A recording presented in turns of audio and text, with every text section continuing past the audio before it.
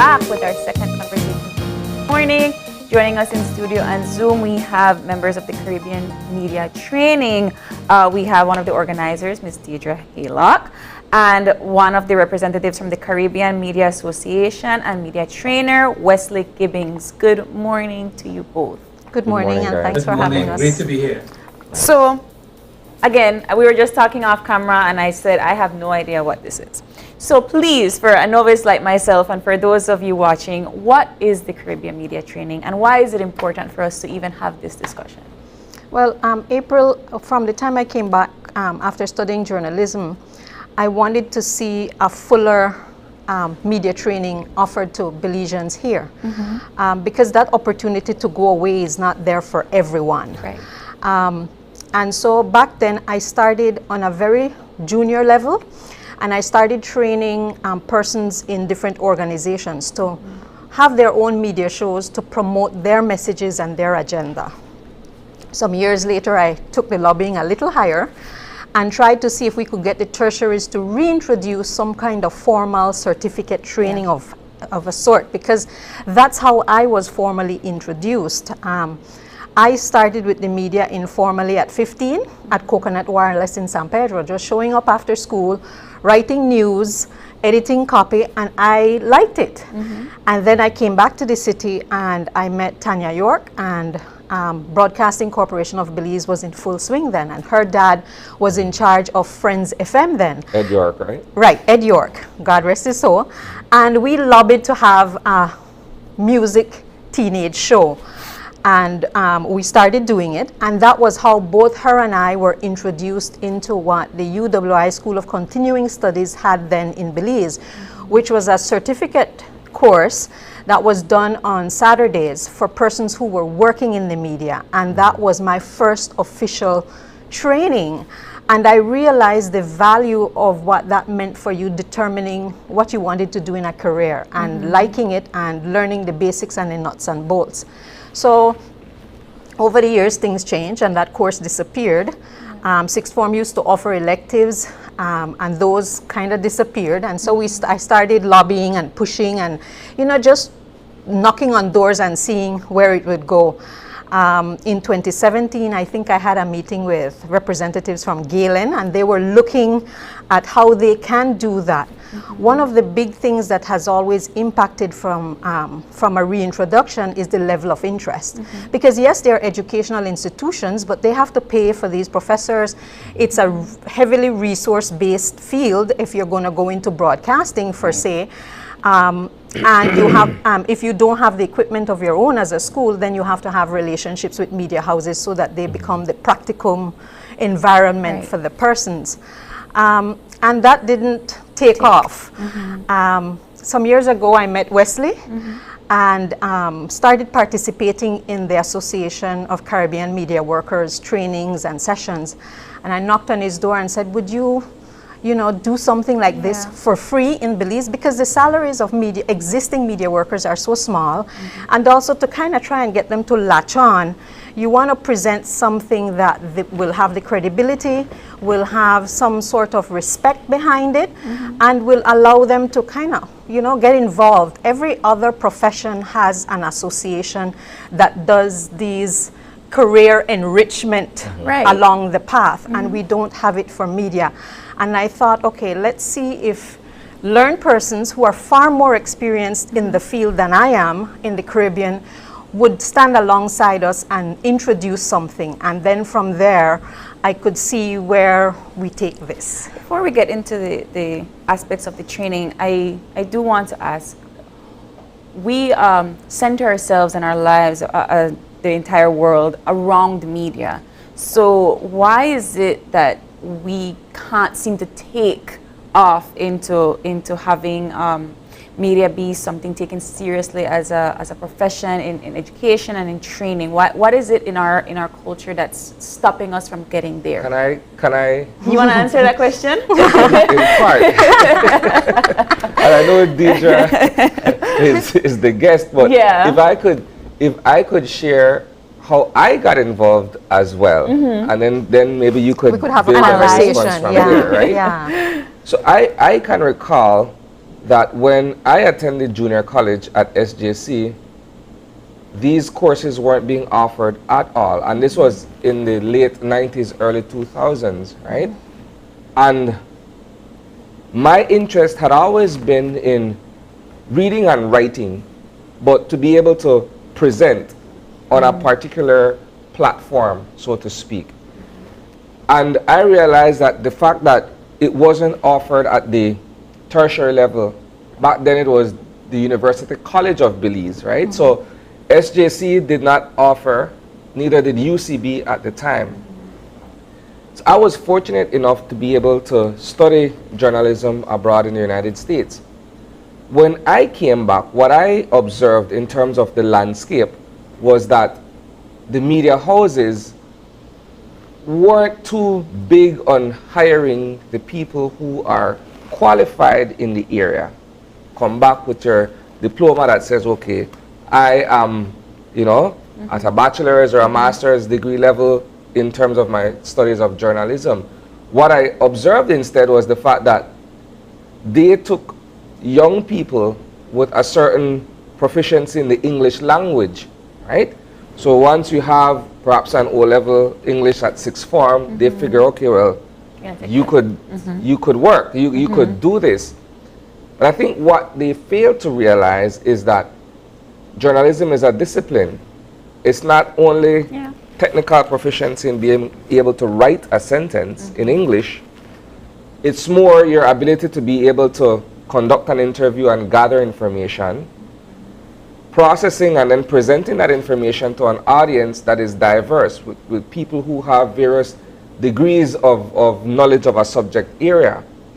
And so that was my thing, right? I saw that and I said, okay, well, this is what I've learned, and I'm in a field or an area where I'm competing with other people for a job that they don't necessarily have all of that skill set.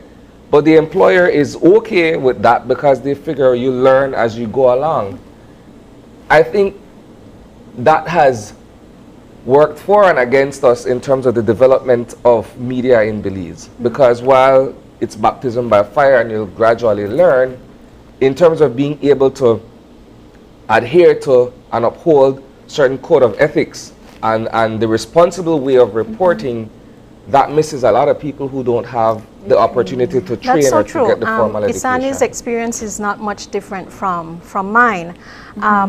After I finished with UWI, I finished sixth form, and I was able to get a scholarship to go away and study. And I did my studies at a Christian university. And so responsible journalism, responsible media and media management were enforced. But even outside of that Christian education setting, it is a discipline. And when you get the opportunity to become exposed, you learn that. The responsibilities are high for a media worker, a journalist. Anybody that can put up a mic and speak on an issue, the responsibility is high because you have the potential to influence, to shape. And I did see some of that. When I came back December 95, January 96, 23 years old, and I was on Channel 5 anchoring news and reporting news. And even though I had done the training, I had been a news anchor on my university television station, I had been a weather person on the television station, I had worked on the radio station. When you get behind that mic and you realize the power of what is in front of you, it can be daunting. And what I've learned is that, like Isani said, the persons who've had the opportunity for the formal education appreciate the disciplines and the structure around it that gets lost if that exposure is not there. And that's particularly one of the reasons why I kept agitating, because I realized that I received a blessing, I received an opportunity that not everybody will have. And if this profession that I'm liking is to grow and develop, then we within it also have to grow and develop, because that's how it will earn the respect. Right. When I worked at, when I went to sixth form, there were 2 electives. By the time Isani got there, those were gone. When I started at television station, there was a fractioned association, and then it disappeared by the time the 1998 elections was rolling around. It just defunct. And so I was left with that yearning to see that happen. And I remember around that time we had also a US ambassador, a female US ambassador, who was also a journalist. And I used to have conversations with her about getting an association going. And there's some obvious challenges with doing that, but it never left my yearning. And so I'm hoping that with this opportunity for a training, we can develop a nucleus of persons. And in my aspirations towards an institute to keep training refreshers going on, we can have a nucleus of current media persons who I can try to assist through the institute that I'm working with an attorney for us to register and get started, for us to propel that. Because the responsibility of answering your question of being respected and recognized lies with us who love the profession and who perform in the profession, so that we can set for ourselves the standards and the ethics that we would like to see for our profession in Belize. The Bar Association does that for the legal profession. There's a BMDA, which is the Medical and Dental Association, that does that for doctors. There's a Nurses Association. There are teachers' unions and associations, and we are no less honorable to have that. In fact, I think we are even more, because we bear a huge responsibility and impact on shaping and having an influence. And I think the way we carry ourselves and the way we perform in our profession will do a lot of good for gaining what you asked us about. And I'm glad that you've mentioned all of that. Yes. But as someone who is presently active in the media, in journalism, what I've also observed is that there are competing interests that unfortunately prevent us from being able to form an association, to be able to look after the best interests of those persons who are media workers. Because you look at various media houses and companies, everybody has their own agenda that they put forward before they look at being able to strengthen the capacities of those that work. Well, I think one of the them. challenges with the previous association is that the editors, who were more than often at that time the owners, were part of that association. And yes, there's a place for editors, owners to have an association, or particularly the owners to have an association, but that is a different, that's a horse of a different color. Right. The technical workers do need that so that they can shape that, and it should be apart from what the owners and the owners' interests are. Exactly, and so I do want to get into the actual training itself, and I do want to bring Wesley into the conversation as the media trainer at the Caribbean Media Association. So, Mr. Gibbings, can you walk us through what the trainings will look like, and how is the Caribbean Media Association a part of it? Well, to answer the question, April, much of what Isani and Deidre have said resonate very clearly with us at the Association of Caribbean Media Workers. And Isani raised some very important points. And I think if I can just provide a little bit of a backstory in terms of the development of the ACM over the years. The ACM was really founded on three basic pillars. One, and the first and foremost, is press freedom advocacy. It is at the base, at the philosophical foundation of everything we do. So even in pursuit of the other two pillars, the other one being regional networking, and we're very, very happy to be associated with this event on May the 28th, because it provides us with an opportunity to spread our wings even wider than they have been spread before. And just by the way, the journalists in St. Kitts and Nevis have recently revived their national organization, and they asked to be a part of this. And so we gladly embrace them. I think it's a good opportunity for your colleagues in Belize to interact with some of the colleagues in St. Kitts and Nevis. So the networking is important. And the third most important pillar, the third vital pillar of the work of the ACM is training and / professional development.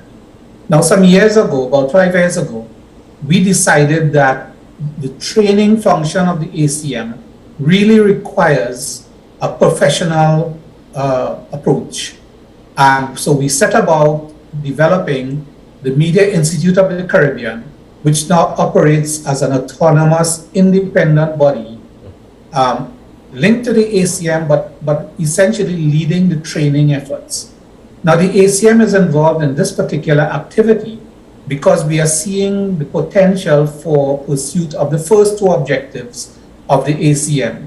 So we envisage that there will be further interactions with the Belizean media, or specifically on key features of training, because as both as Isani and Deidre have said, you're dealing with a wide variety of very specific skills, and they need to be attended to in at a fair level of detail.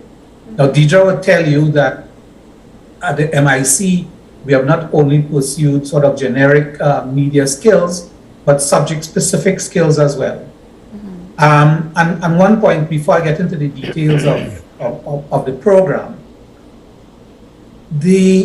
I followed the interview you did on TradeWinds 2022, and so much of it resonated with what we're dealing with now that you could probably swap the metaphors, because the TradeWinds exercise is regional in scope, but is intended to pursue the more fluent, the more fluid, and more effective pursuit of the protection and the safety of our people. And if it's one lesson, one takeaway from this pandemic period, is the indispensability of strong media in the face of great social need.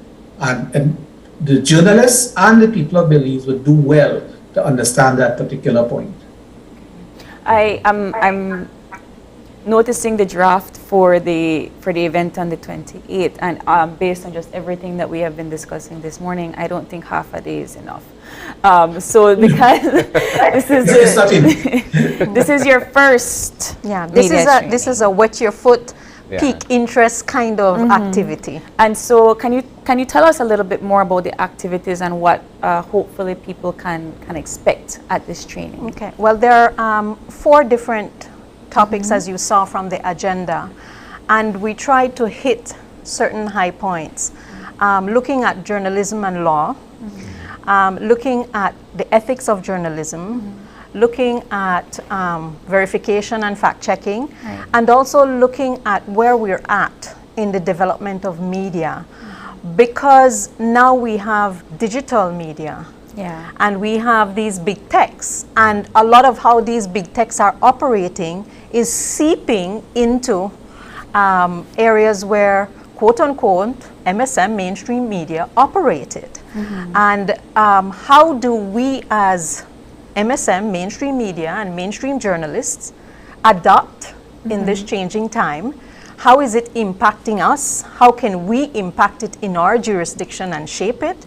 And so that kind of lively discussion. So rather than a word training, I think this is an opening of conversation with the guide of seasoned professionals and with the camaraderie of colleagues from within a jurisdiction and colleagues outside of the jurisdiction.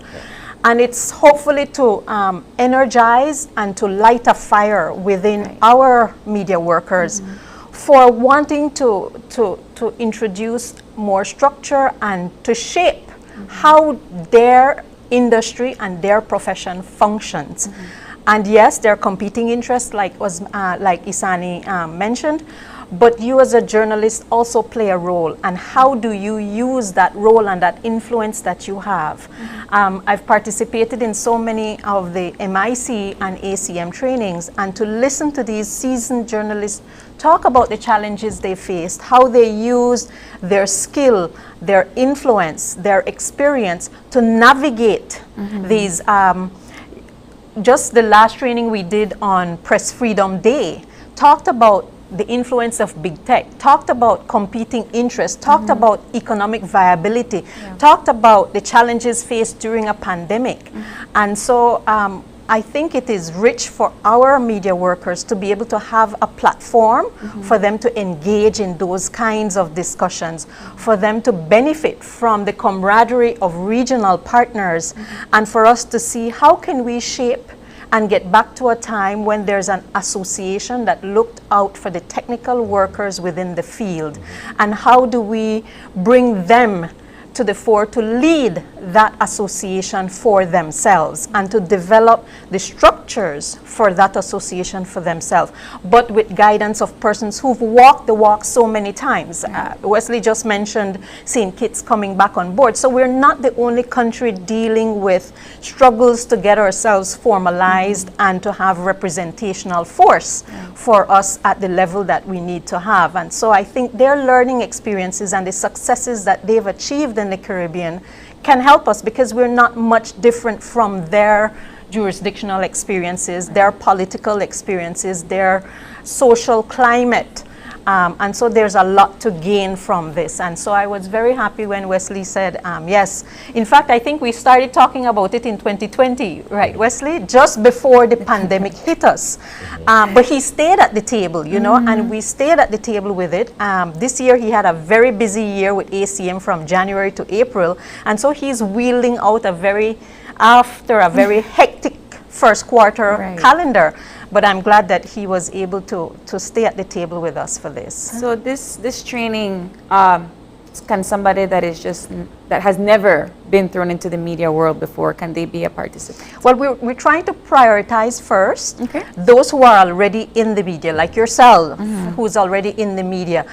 In Belize, we tend to have a jack of all trades kind of thing. Yes. And so you might find that a radio announcer at some point has to double as a journalist because of short staff, or has to read the news because that's on their shift. And so we're looking at the journalists who are doing the news, and we're also looking at the adjoining media workers who do the work like what you do here on the morning show.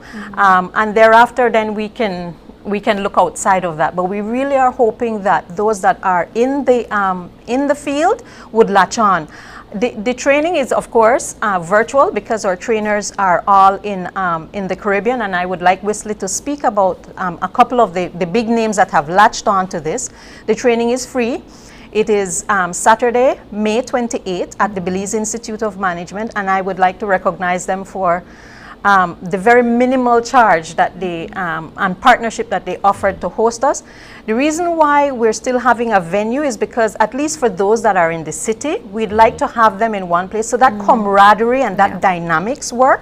But also, if you're in the districts, it's virtual. There's a link, so we can get it to you in the districts as well for you to be able to log on and participate as well. But for those in the city, we're trying to see if we can develop an energy. As Isani said, there's not an association. There's some challenges with bringing us together, and I think the more we bring ourselves together in a room in this kind of a forum, the better the camaraderie, and then we can really look at springboarding towards the association and that kind of formality for us. Okay, well then I will pass it over to Wesley then, so he can talk more about the participants and the trainers involved in the training for the 20th.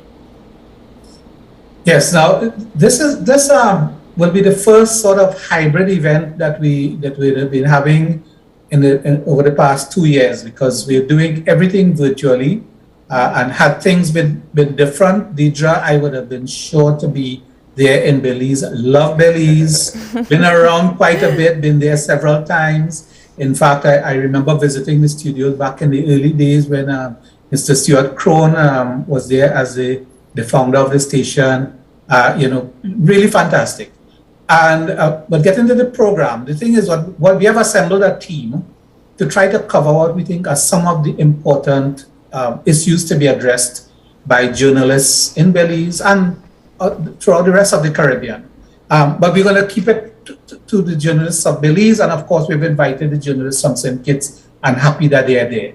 Now, the law, journalism and the law, media and the law, to me is one of the least understood features of the work that we do. And we are very fortunate to have, as a leading member of our team, Justice Katian Waterman Lachu, who she's actually a sitting judge in the High Court of Trinidad and Tobago, and she has served as a judge throughout the Eastern Caribbean. But the thing with Katian is that she started off her working life as a journalist. In fact, she happens to be one of the best feature writers I've ever come across, and we worked together at the Trinidad Express back in the 1980s. So Katian is going to be looking at journalists and the law, and as to support her, and this was not anticipated before, but the thought came to me that one of the laws, one of the areas of law that's frequently overlooked is the whole matter of intellectual property and copyright. And therefore, we've invited Dr. Justin Koo, who is Deputy Dean of the Faculty of Law at the University of the West Indies in St. Augustine, who is going to be present to answer any questions that might go along those lines. Because journalists, I think, very often forget about some of the obligations regarding intellectual property. I'm going to spend some time looking at one of the core issues of journalism, which is the verification process. It's called the journalism of verification. And if you look at verification as one of those key features of the journalism you practice, you'll find that we will be getting things right to a greater degree than we do now. As I was saying, among the three pillars of the ACM is this whole matter of press freedom. And I'm sure that you would recognize that one of the easiest or one of the surest ways that you can find yourself in trouble and being threatened and you're having your freedom being threatened as a journalist is when there is journalistic malpractice. And journalistic malpractice very often comes along because of overt bias, but even more than that, it occurs when there is an absence of a very rigid, rugged verification process within the confines of the media organizations. We're going to spend some time, not enough. Each one of these four topics you can do a 5-day program on them, just focusing on them alone. But the next issue has to do with ethical journalism.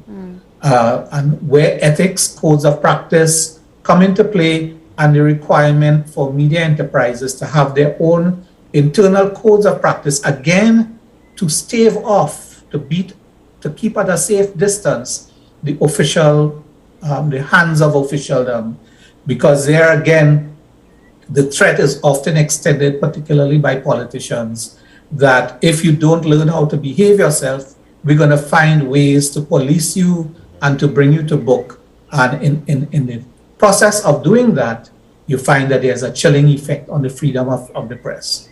And then we're going to look very importantly at the future of Caribbean media. The Media Institute has recently completed a study on media viability in Jamaica. And what we thought is that some of the metrics employed to measure, to assess the prospects for the viability of media in Jamaica can be and ought to be extended throughout the Caribbean so that media entrepreneurs can have a better fix on where they are as commercial entities. And Belize is no exception to the rest of the Caribbean and indeed to the rest of the world in terms of the challenges being faced by social media in particular, and the fact that you have all of these other emerging platforms that are in some instances supplanting the work of the legacy media. But it's important work that we do because, as I said, if you examine closely the pandemic management of our countries, there has been a reliance on the verified and rigorous work of legacy media more than perhaps any other time before. Very true. I can't stress enough the amount of times I think that I have seen not accurate information being shown on the media, and the fact that people get away with posting that kind of information. How do you compete with social media? How do you compete with this slow de-evolution of TV and radio? How are you guys going to tackle that kind of conversation? That is the whole reason for the last discussion, because we realize that we are in an evolving time, and that media what is media has changed over the years. And we are dipping our feet cross-breeding to a large extent. You've seen on our social media where we have so many social media pages that are operating as news pages. And we see a lot of errors in fact in the reporting and errors in discipline in the reporting styles that some of these pages display. And we see our mainstream media or legacy media, as Wesley refers to it, try to compete in terms of timeliness and using the social media platform to put news out. Right. Not just in terms of what we do now with afternoon newscasts, you know, segments of the news is out there and on the internet, but also throughout the day in trying to beat the clock.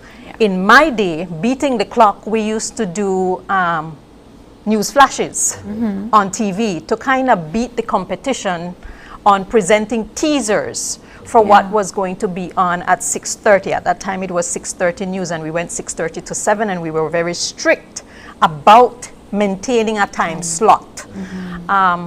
Now we're doing it on social media, and sometimes you've seen where mainstream media has had to retract a story or edit something that is put on social media. So that is all the reason why for that final discussion, but so that we can look at ourselves introspectively and see where do we fit and how should we actually be viewing that competition that we are viewing as competition, and where we are supposed to maintain differentiation of ourselves in how we use those platforms. If I can also say this, right?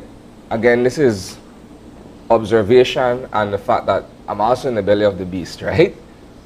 What has been happening more often than not recently is a sort of acquiescence on the part of the legacy media to what is happening on social media, right? Whereby my way of looking at it, if someone, the citizen journalist, quote unquote, happens to post information of something that is developing, I should take that as a lead and then do my due diligence, the fact checking and everything. I can't be so much concerned with the timeliness at that point, simply because I've already gotten beaten by the citizen journalist, who has the drop on what just took place in his or her neighborhood. They have that on me. What I have is sufficient time to be able to do the homework. Who are the players affected? Who are the people involved? What is the issue at hand? All of that, the onus is on me, the journalist, to be able to flesh that out for my audience. Right, because the expectation of you as the formal legacy media is much higher. The standards that you have to meet are much higher. The laws and how the laws or how people will treat you in terms of the legal ramifications for what you put out are different. And so you can't just pander to that, and being first becomes secondary. Being accurate, being responsible, maintaining integrity becomes primary.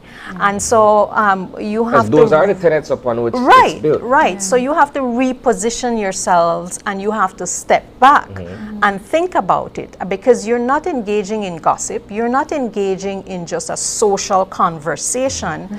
You're leading the reporting of facts and the account and holding to account formal structures within your societal construct. And so your level of responsibility and the expected level of performance and integrity are much higher on the legacy media than those social media pages don't go looking for a license. Right. The citizens journalists don't go looking for a license.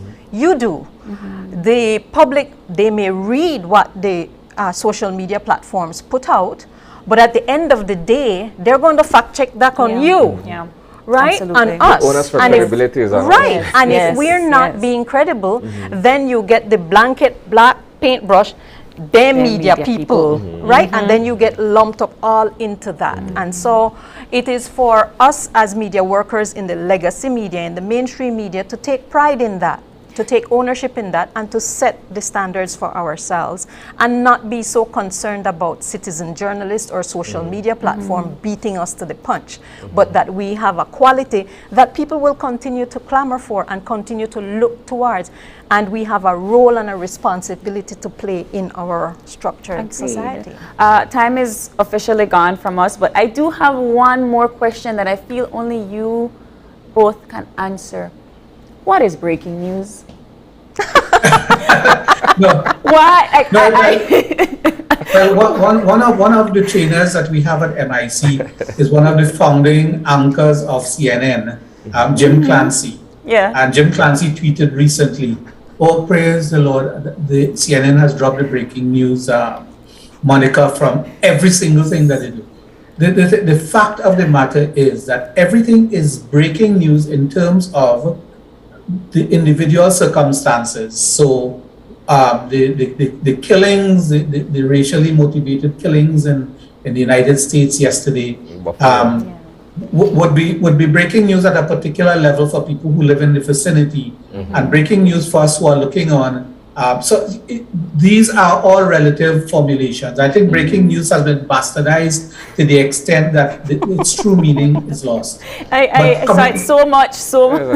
There's a selling point that comes along with that tag breaking news. Right? There was so much of it during the pandemic, and I have and all the social media operators think that that's what they're involved in, because they can, within seconds, they can, put their presence there. But the long-term way to address this, and I think UNESCO has put hit the nail on the head, is a higher level of media and information literacy by the consumers of this material, so that people will be able to distinguish.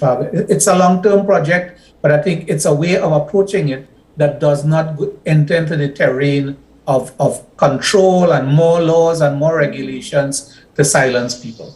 All right. So one more time for our viewers, when is the training taking place and what time? The training takes place at May 28th. On May 28th, it starts at 9 in the morning, and we expect to run through to 12:30. To make contact, I have circulated in the media chat, the chat group, my contact information for them to express an interest, or my cell phone number, which is 607-2929. They can drop a WhatsApp or a message, so that we can get, if you're in the districts, get the link to you. If you're in the city, encourage you to attend in person, and to be able to have that discussion in person with your colleagues here in Belize, as well as with the Caribbean trainers and our partners in St. Kitts. I think it promises to be quite exciting. I'm very glad with how it worked out, especially with the introduction of our specialists on intellectual property, but also with the partnership of St. Kitts. And I think that it worked out better than we could have anticipated, Wesley. And I have to say thanks to Wesley and the Association of Caribbean Media Workers for standing alongside this initiative. And I truly hope that our media workers will embrace it, because we have a cadre of young, bright, eager professionals who love what they're doing. And we want to make sure that that passion stays alive, that they don't become disillusioned with what they're doing, and that they have a camaraderie and a support, and we can begin to set the foundation for what can become a nucleus of them coming together to represent themselves and shape themselves. I will never forget in 1998 when they were trying to have the first prime ministerial debate in Belize, and the media was completely bypassed in the organization of that in terms of partnership with the political parties, and they went to spare that organization that existed at the time, and that was like a slap in the face, and how the media was being treated back in 1998.